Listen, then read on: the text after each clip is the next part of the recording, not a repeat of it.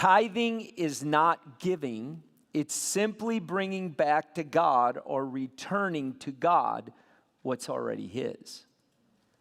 One pastor said it this way: technically, tithing is not giving, it's just not stealing. Okay? So let me be clear. I'm going to start with something. I'm going to start with 4 things that tithing is not. It's not earning me salvation. You are neither saved because you tithe or lose your salvation because you don't tithe. Tithing really is not something you do to be saved. It's not a sin. If you don't tithe, it's disobedience, which some would say is a sin. It doesn't appease a guilty conscience. You don't tithe to gain approval with God. It won't buy a blessing. You cannot buy blessings in your life by tithing. And lastly, it doesn't give you an identity.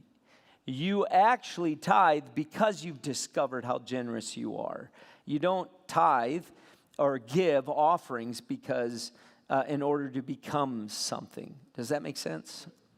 Tithing really is just being obedient to the principle that God has set up. Tithing is an ordinance in the kingdom of God. Ordinance means ordinary behavior or creational principle. It's ordinary behavior. It's just ordinary. It's just what you do. It was a creational principle before there was ever a Mosaic law, before there was ever an Old Testament.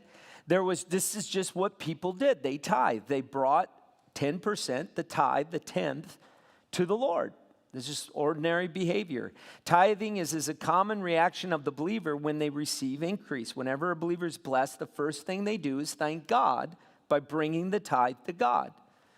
It's a practice of believers. They tithe on their pay, they tithe on their increase. When we sold our home, in fact, I got to admit, it was the hardest check I had to write. When we sold our home, we took the increase between what we had bought the home for and what we sold it for, and we tithed on it.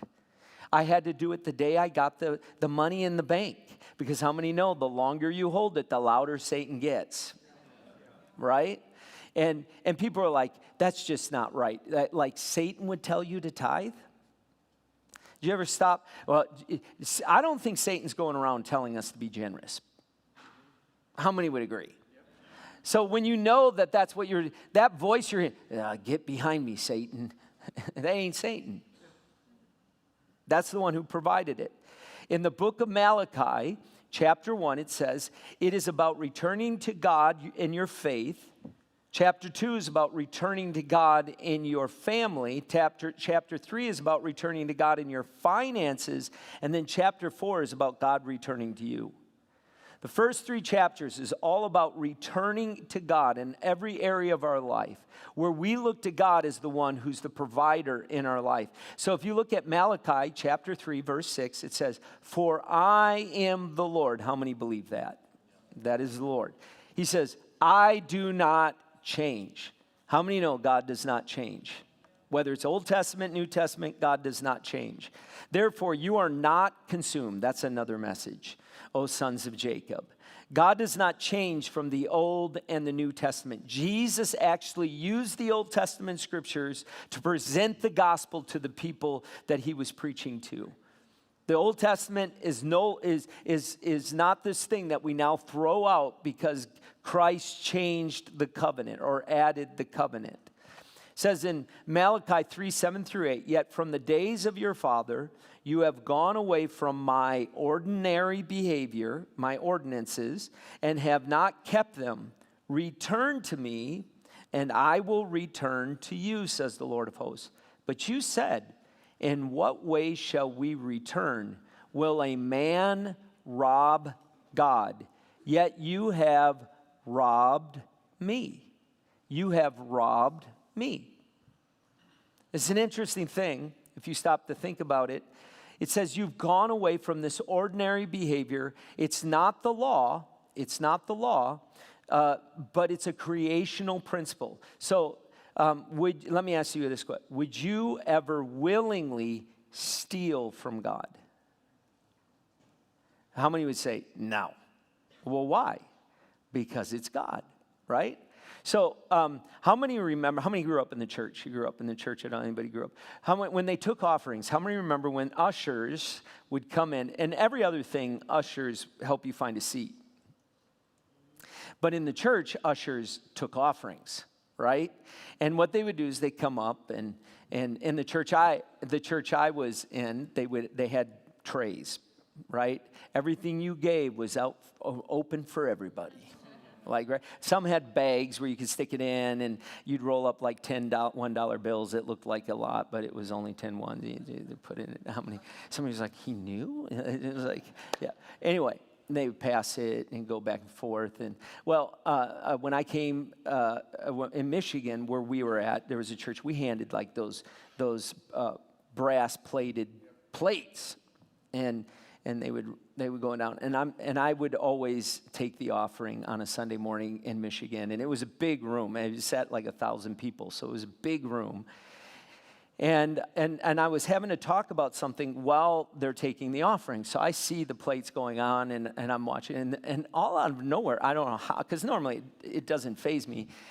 Out of nowhere, I'm watching, and there's a guy, he reaches into the offering plate, pulls out 2 like paper money things, and puts one in, and then he passes it on, puts it in his pocket. He was making change in the offering plate. Like, he had a $20 bill, and he only wanted to give $5, and there was a 10 and 5 right there. He just took those out and put it in. I was like, what? We need to pray for you. You only made $50 this week. Literally, no one would, like, if you were going through, to most people in the room, they would be like, I'm not going to make change in the like, that's got to be wrong, right? Somewhere that's got to be wrong. Like, nobody, and although there are people who actually did this, we've had people take offerings, like literally take offerings. They went in the back and then took them and literally walked out the door with them. Now we have a process. So if you're thinking that, we have guys with guns. No, I'm kidding. No, I'm kidding. I mean, they do, but I'm kidding. They're not going to do any. Okay? Here's the thing. Why did I say that? Now I'm in, like, everybody's thinking, what? You're protected is all I want to say. Anyway, back to the point. If the plate went by, you wouldn't reach in and take it out, right? You wouldn't think of that. Like, that would be absurd. I wouldn't do that. But isn't it the same thing when what we have belongs to God and we never put it in? Isn't it like we took it out? No, because it's mine. Mine! Really? This is a great message for you to be in. Because I want to show you something. Look at Malachi 3. It says, will a man rob God? Yet you've robbed me. You say, in what way have we robbed you? In tithes and offerings. You are cursed with a curse, for you have robbed me, even this whole nation. Bring all the tithes into the storehouse, which was what the Old Testament temple was, that there may be food in my house. And try me now in this. God sets up a system of how he's going to provide for his house. And then he says, if you live by this system, I want you to try or test me in this. You're going to see something come and bless you because you've taken care of my house. I'm going to take care of your house. Okay? Says the Lord of hosts, if I will not open up for you the windows of heaven, pour out for you such blessing that there will not be room enough to receive it, and I will rebuke the devourer for your sake, so that he will destroy the fruit of your ground, not destroy the fruit of your ground, nor shall the vine fail to bear fruit for you in the field, says the Lord of hosts. And all the nations will call you blessed, for you will be a delightful land, says the Lord of hosts. The storehouse in the Old Testament is the house of God, or church in the New Testament. The tithe, and for people to say, well, and I've heard these, the TikTok theologians almost make me so out of my mind upset of how they don't take logic into account. Just listen. The early church was meeting in houses because there were only 6 or 9 people. But as soon as the church grew, they started building churches, and they actually became quite large, and they built the churches in the cities that allowed them to build the churches because it was against the law to be Christians. It wasn't like they were trying to be a small house church. That's not what they were trying to do. But when you got 6 people, you don't need a building this size. Then they grew. And actually, you go to Turkey, you see huge church buildings all the way back to the 3rd century, 2nd and 3rd century, when it became something that was accepted in that society. They actually took off and expanded and grew. So they would bring, this was God's system. The tithe is an acknowledgement that it was God who provides for my life with provision, protection, and blessing. When I bring the tithe to God, I'm actually saying it was God who is my provider. He's the one who protects me. He's the one who provides for me. He's the one who blesses me. The blessings are not contained in the money. The blessing is not the money. So here's the first point. Tithing is a test. And there are 2 tests we see. Test 1 is, it says test God in this. Do you know the only place in the Bible that tells us to test God is in the tithe? It's the only place. In fact, he said you're not supposed to test God except in the tithe. This test is God saying, what I want you to do is test me by tithing. Bring the tithe to your storehouse and see what I'll do in your finances when you do that. Try it. It will change everything. It's a money-back guarantee. In fact, I've told people this, and I'll tell you this, and I'll say this until I am done preaching. If you tithe and you don't see something take place in your finances, we'll give you back what you gave. We'll give it back to you.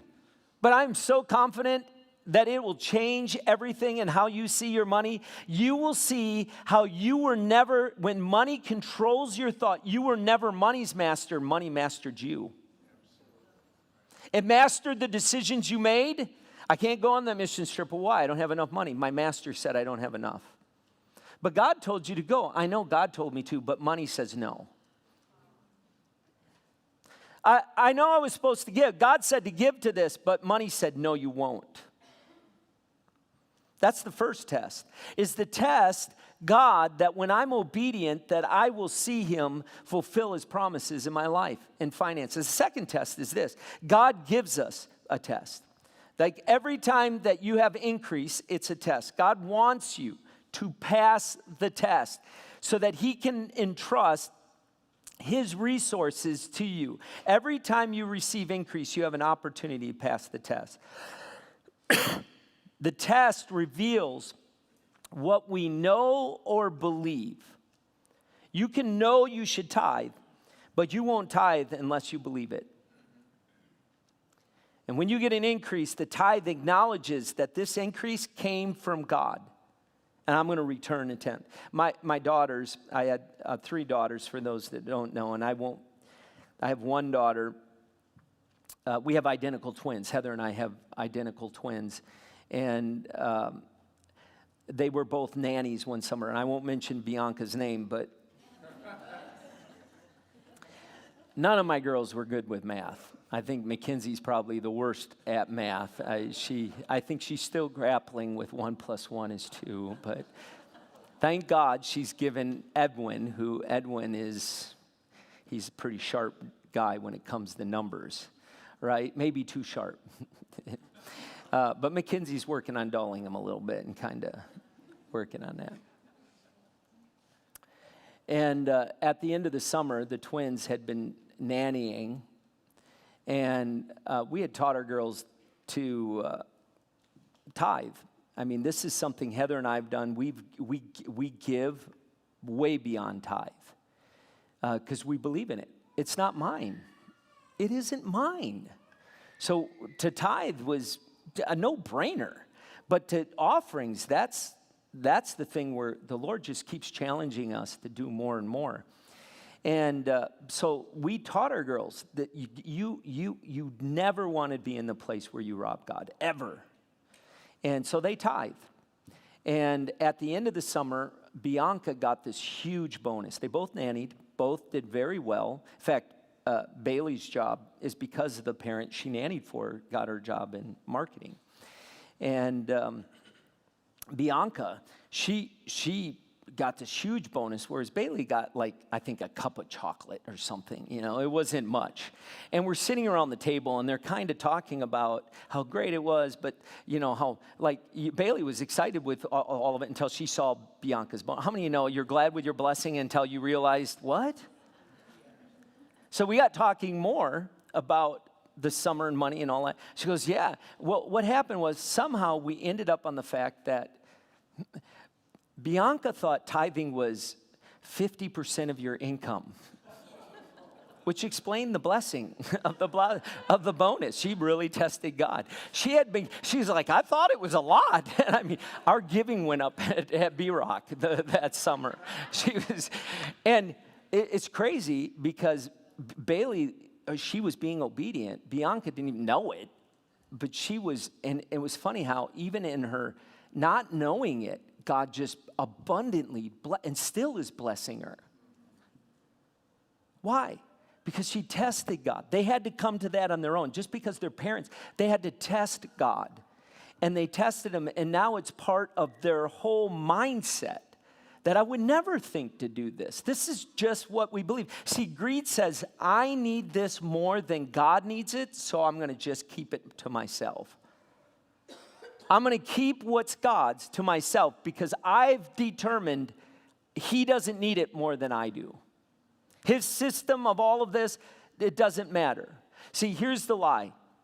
All the church wants is, how many have heard that before? Right? I won't ask who said it before. Because here's the fact. It isn't your money. How can the church want your money if it's not your money? It's God's. Never was, never will be. And you say, well, Pastor, I'm not a believer. I don't believe in God. It's not yours. Like, you don't have to believe in God or not believe in God. None of it's yours. See, this is the incredible nature of God. He's even blessed the people who don't believe in him. That's insane, right? Everything we have belongs to the Lord. Job 41:11. Who has a claim against me that I must pay? Everything under heaven belongs to me. Psalms 24:1. The earth is the Lord and everything in it, the world and all who live in it. Psalms 50:10-11. For every animal of the forest is mine, and the cattle on 1,000 hills. I know every bird in the mountains, and the insect in the fields are mine. Deuteronomy 10:14. To the Lord your God belong the heavens, even the highest heavens, the earth and everything in it. Haggai 2:8. The silver is mine, the gold is mine, declares the Lord Almighty. And I could keep going on and on and on and on until you cry out, uncle. We agree. The reality is, in our minds, somewhere, someone put that lie that all the church wants is your money, and they didn't put the truth that you don't have any. That everything I have is his. Everything. All of it. So the very premise of the statement is incorrect. You know, we have a number of financial advisors that attend Bethel's Rock. And it's interesting because they manage other people's wealth. Not their own, they do manage their, but they, for the most part, manage other people's resources. And they have to take a test. There's a Series 7, a Series 65, a Series 66, a Series 63, an SIE, a CFA, a CFP, a DDD, a ABC, a CXGGGGG. And they're entrusted by the owner of the resources because they've passed the test. God can give you. You say, Pastor, and I'm going to give this to you now, and I'm going to come back to it later. God, I'm saved. You just said that I have favor. Yes, God will take care of you, but that doesn't mean you're walking in the fullness of blessing. It's the equivalent, when we hold the tithe, it's the equivalent of a financial advisor claiming your resources as their own and buying boats and cars and everything else on what is yours. So why a tenth? Why 10%? First of all, because it's the same for everybody. A penny of every dime, It's $1 every $10. 30,000, 300,000, it doesn't matter. It's the same. So let me give a test to you. I'm going to have you ask you to give me a test. Say this with me, hello. Okay, so all of those people said hello. Answer this question. I'm going to give you the question. It's a very easy test, so don't stress, no sweating. You're going to be okay. How many plagues were there in Egypt? 10. It's a very simple test. Okay, how many times did God test Pharaoh's heart? How many commandments are there? How many times did God test Israel in the wilderness? How many times were Jacob's wages changed? Some of you are catching on here. Come on. 10. Okay, how many days was Daniel tested? 10. How many virgins were tested in Matthew 25? How many days of testing were mentioned in Revelation? How many disciples are there? Yeah. Some of you are like, I'm glad I didn't respond. See, God's testing our heart to see if there's a place where he can increase us, where we'll recognize the increase that was given to me was because God blessed me. And when you bring the tithe, what you're saying is, I recognize that my increase was because of you, so here is the tithe. Does that make sense? Tithing is also biblical. Tithing is a test, but tithing is biblical. Tithing is taught throughout the scriptures. Anyone who says tithing is not biblical is lying to you. In fact, there are more scriptures on how to handle money and resources than any other topic in the Bible. And trust me, friends, there are all kinds of people there that really are great communicators and terrible theologians. Just because they're really good at communicating doesn't make them a theologian. They will twist scriptures without ever talking about context. For what reason? Listen, I'm your pastor. I actually care about you. They don't even know you. Test the Lord in this, because it will change everything in your finances when you do this. And there are all kinds of people out there that don't even know because they're deceived and they think they're preaching truth to you and they're only preaching bondage. Here are the biblical references that tie really to tithing. Abraham, did you know he tithed? Genesis 14:18 says, then Melchizedek, king of Salem, brought out bread and wine, and he was the priest of the God Most High. And he blessed him and said, blessed be Abram of God Most High, a possessor of heaven and earth. Blessed be God Most High, who has delivered your enemies into your hand. And Abram gave him a tithe of all. This is 500 years before the law. And Abraham, or the New Testament tells us that Abraham is our spiritual earthly father. Then there's Cain and Abel. The whole story about these two brothers to Adam and Eve, sons of Adam and Eve, revolves around tithing. That is 2,500 years before the law. Jacob tithed. Genesis 28, which is our theme verse of Bethel's Rock. It's where our name comes from. And this stone which I have set up as a pillar shall be God's house, and of all that you give me, I shall surely give a tenth to you. If you don't believe everything you have is from God, just pray this prayer. God, I don't believe everything I have is from you. So will you show me by taking everything out of my life in the next week, just take it all out of my life in the next week and leave me only with what is mine. Unfortunately, you will not make the week because the very breath that you're breathing comes from God. The air you breathe comes from God. You will die in that moment. And so don't tell me you don't believe it all comes from God, because inside your body knows it all comes from Him. Everything. Even if you had your breath, you would lose your job tomorrow because all the talents and abilities that you have came from God. They would be gone. You'd be a bumbling idiot. They would be like, what's wrong with you? Are you high? Like, where'd your brain go? Because everything that you are comes from God. You were out of God's mind. Moses, Jacob was 400 years before the law. Moses and the Israelites tithe. Leviticus 27:30 says, and all the tithe of the land, whether of the seed of the land or the fruit of the tree, is the Lord's. It is holy to the Lord. Deuteronomy 26:1.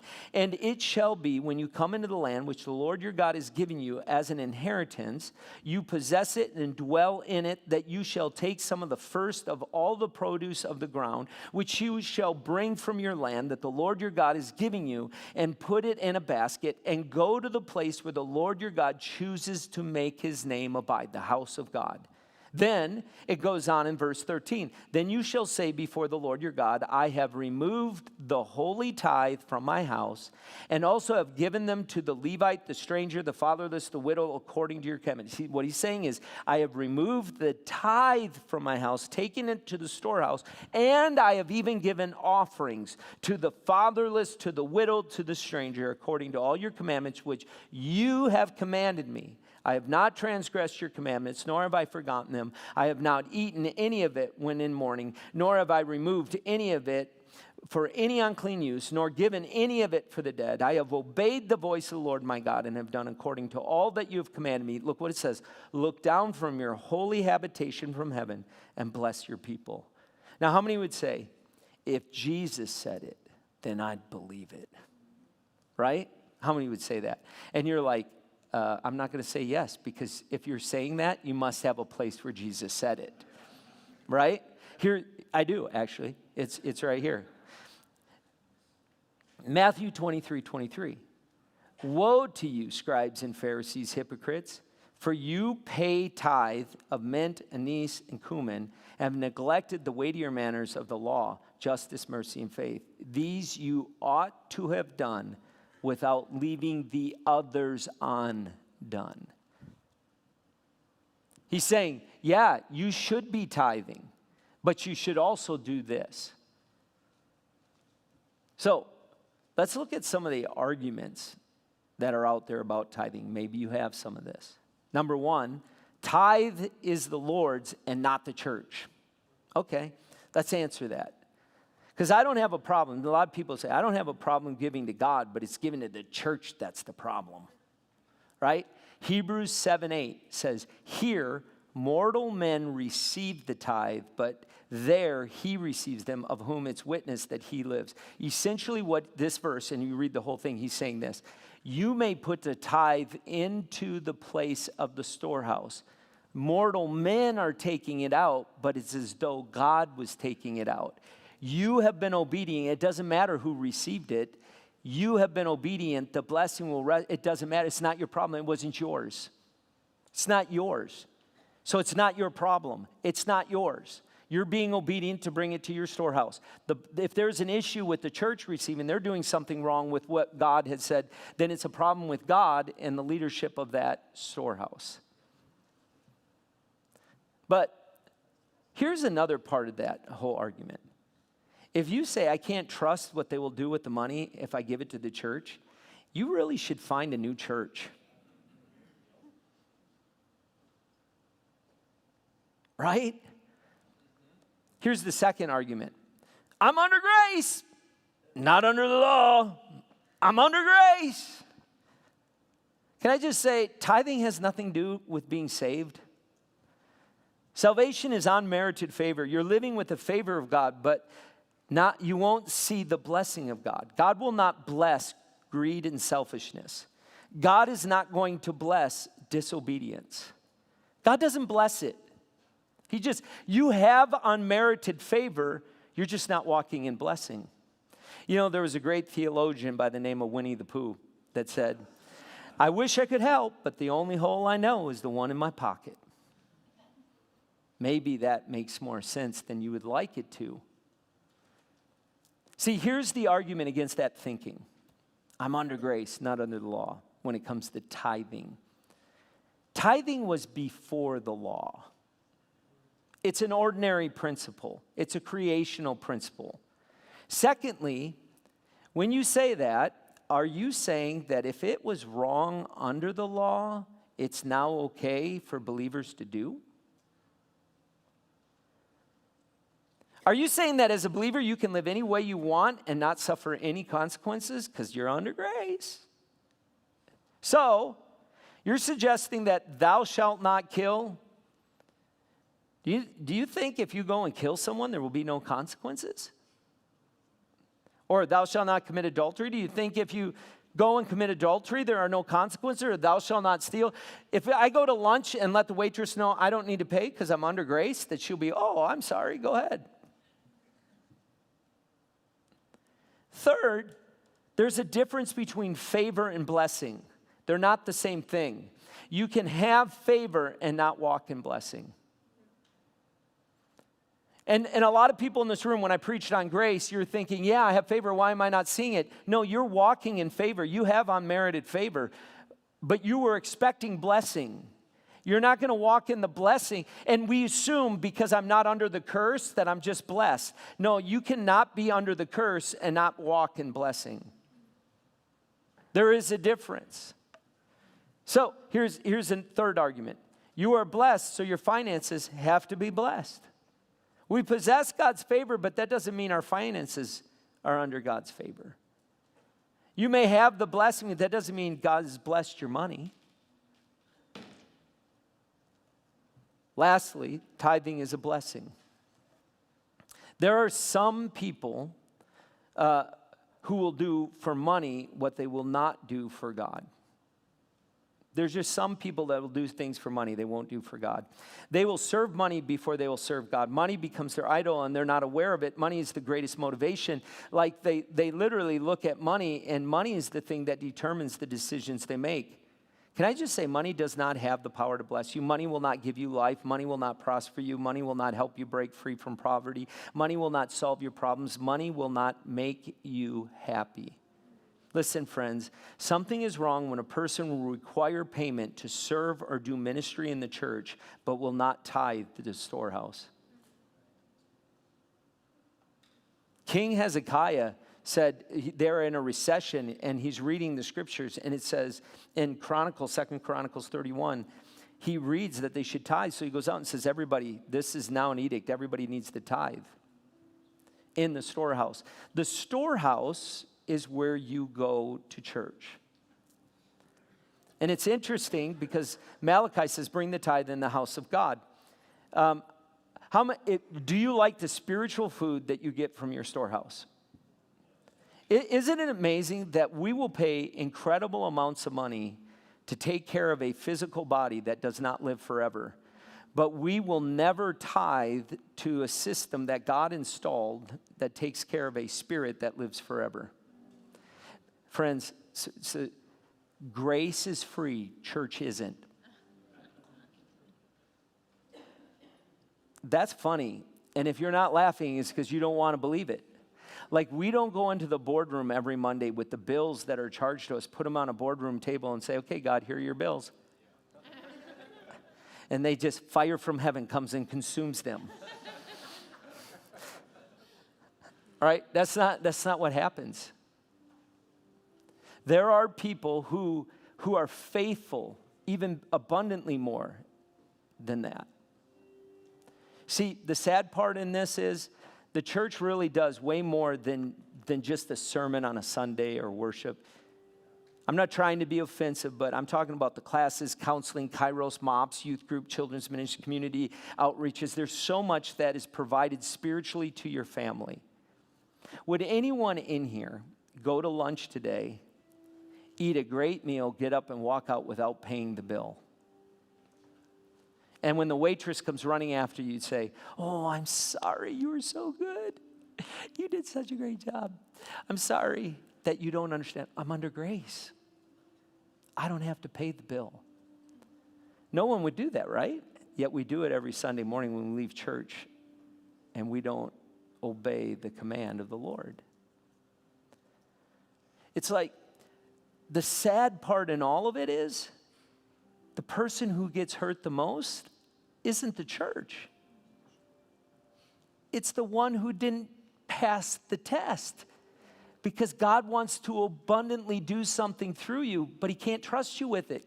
And he will never bless disobedience. Ever. You won't be cursed. You're not cursed. You can't be cursed because you're walking in the unmerited favor of God. But you're not going to walk in the blessing either, because he won't bless behavior that's destructive to you. Just doesn't. So I'm going to have, because of time, I'm going to have three guys. You three guys, come on up. Pastor Eric, both sides of you. Come on up. Three guys, come up. And I'm already past time. I'm going to tell you and give you an example. And I don't have any time. I know that, but I'm buying time right now. Okay? I'm going to give you. So this is not a true story. So what I'm about to tell you is not going to happen. I'm just making it up, okay? So don't think anything. But what I'm going to do for the next year, I'm going to give you $10,000 a month for a year, okay? It's fake. I'm going away for a year, and I need to take care of my wife, so I'm going to give each of you $10,000. But this is what I want you to do. I need you to do one thing. I'm going to give you $10,000, but I need you to take it at the first of the month when you get it. I need you to take $1,000 and take it to my wife right down there in the red pants here. That's my wife, okay? $1,000. $1,000. Do you commit to that? Do you commit to that? Ireland, do you commit to that? I'm not trying to hold that green shirt against you right now. You commit to that? Okay. A few months pass. I call my wife. And I say, how you doing, hon? She's like, doing great. And I was like, how are the guys doing? Well, great. What's your name? Declan. What is it? Declan. Declan. That is a good Irish name. Declan. Yes. Are you a UFC fighter? I mean, no. You're very nervous, aren't you? So this is Declan, okay? And she's like, Declan, he's incredible. I mean, the first month he showed up, I didn't even know he got the money, but he showed up with $1,000. You won't believe it. The next month he actually brought 15. The third month he brought $2,000, and he was so happy. And he's like, "Is there anything else you need?" He was like, he was willing to. He was just like, it's crazy. And it's like right away. Well, that's amazing, and I was pretty happy. And they're like, "Well, how did Pastor Eric do it?" He goes, "Well, Pastor Eric, he's there First month, he brings me 1,000, hasn't missed, right on time, nothing, just that's it. Did he do what Declan? No, just $1,000 every time. He's faithful. Well, that's pretty amazing. What's your name? Garrett. Garrett. How did Garrett do? She's like, well, we may need to talk about Garrett. Because Garrett came a few days late, and he only brought $500 the first time. And he said, I'll bring the other 500 in a few weeks. Other five, like I gave him 10 grand. What did he need another 500? Well, he came for you. Well, then how did he do? Well, the next month he actually brought 1,000, a few days late, but he brought 1,000. And then I haven't seen him since.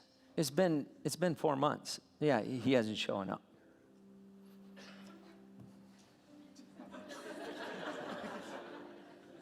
Listen to me. Why would that bother me? It's a test. I love my bride. I've asked him to take care of my bride. And he wasn't faithful. So let me ask you, if I'm a wise owner, if I'm someone who, let me ask you a question. Would I keep giving him the $10,000 to take care of her? No. Who would I give it to? Declan. Dude, great job, man. You're getting 20 now. Why?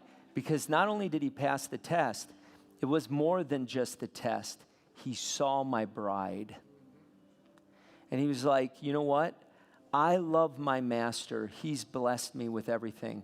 I love looking for opportunities to take care of the bride of Christ, whether it's in the storehouse or to people who've never heard Jesus, and I'm going to give beyond because I want to take the gospel to the world, or I want to. And it isn't, friends, I'm talking in terms of money, but this isn't just about money. This is about life. Your greatest resource is not dollar bills, it's your time.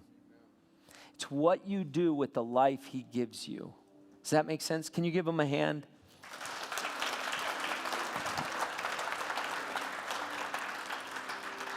So listen, tithing, what is it? I tithe because I put God first in my life. Tithing reminds me that God is my source. Tithing is something Jesus said we should do. Tithing conquers my fear and builds faith. Tithing connects me and my resources to an eternal impact. It changes it. And listen to me, just test God. Just test Him. He will show off in your life because He is just that good. How many believe that? How many trust God? Do you trust God? Well, then this is a way you say, God. I trust you in this. I want to see those miracles. And I can tell you right now, God does things I didn't even ask for. I don't have time for this, and I shouldn't even say this, but like we gave a large amount of money last year to something large for us, large. And at first week, someone comes up to me and says, God told me to give you something. I don't even do that. Like, I'm like, hey, God, maybe bless me with something I actually do. But they wanted, like, it was like God was trying to prove something to me.